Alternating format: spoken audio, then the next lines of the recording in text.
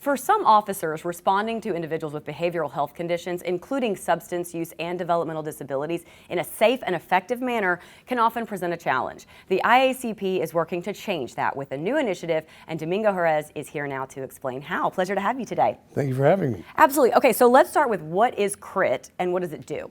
So for years we've had what we call the Memphis model in law enforcement, which is really how do we respond to folks in crisis.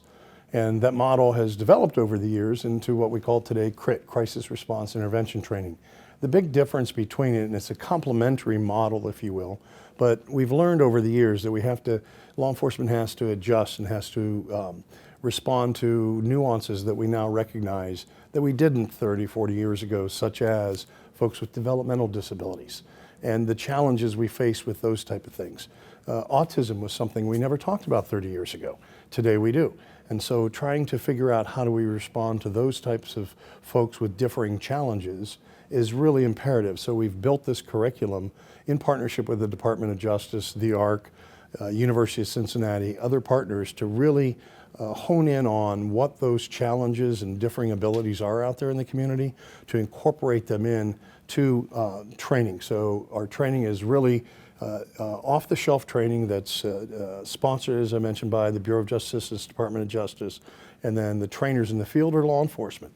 And that training is delivered by the Crisis Intervention Training Association that's out there and has been doing it for years with the Memphis model. Now they're picking this up and are doing it. Very needed. So how does CRIT not only raise awareness, but also provide the protocols needed for law enforcement officials to respond to these types of individuals? So this curriculum was developed really over a period of about 5 years. And it originally started, it was looked at by the Policy Research Associates out of New York, and PRA looked at it and said, okay, we need to figure out, Congress was saying, we need an academic model. University of Cincinnati got involved. Matter of fact, Chuck Schumer got involved and said after something called the Kevin and Avante law, which was about wandering and autism, kids with autism, and there's a lot of issues wondering where there was water and what happens and they get lost and how do you respond to them.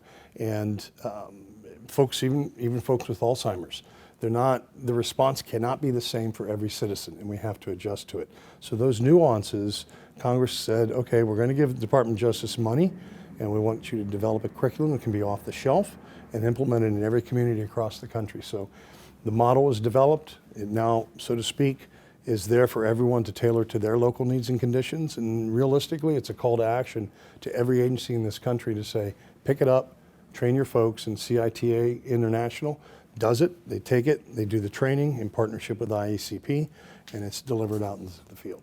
You've mentioned several of the agencies that were involved in the development of this curriculum. Why do you think it's important for those agencies to be involved, and what do they bring to the table? You have to do this in partnership. IACP never goes it alone.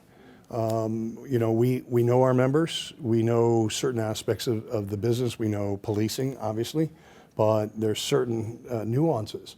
We're not experts on autism. We're not experts on Alzheimer's. We're not experts on developmental disabilities. So we need to bring folks in who can assist us. We know the field. We know law enforcement and the profession and what they're up against. We know there's crisis response that's necessary, but they can help us by developing those tools as in the best ways to approach individuals. And so that partnership was essential. And each one of them brought things that are crucial. For example, the new piece we're adding to the curriculum that we're looking at now is traumatic brain injuries. We don't know anything about traumatic brain injuries. We can deliver, we know the field, but we have experts like PRA and others that are going to work with us to develop that piece of the curriculum focusing on traumatic brain injuries. Interesting. Can we talk tangibles? Can Sure. you highlight any of the improvements that you've seen within the departments that have implemented this curriculum? No, it's incredible because we've seen too many tragedies, a result of where departments unfortunately have not had that type of proper training. They respond to an incident, and we know. I mean, it's you know, they give the fair warning, they follow their protocols, policy is followed, and then a tragedy occurs. Our intent with delivering this is to try to reduce the amount of tragedies that are out there. No one wants to see that. No law enforcement agency, no chief, no mayor, no one in the local community, not even, especially the folks who, the families who have someone who has those, a son, a daughter, et cetera, with needs, if you will, those special needs, if you will. And so the intervention is what's key.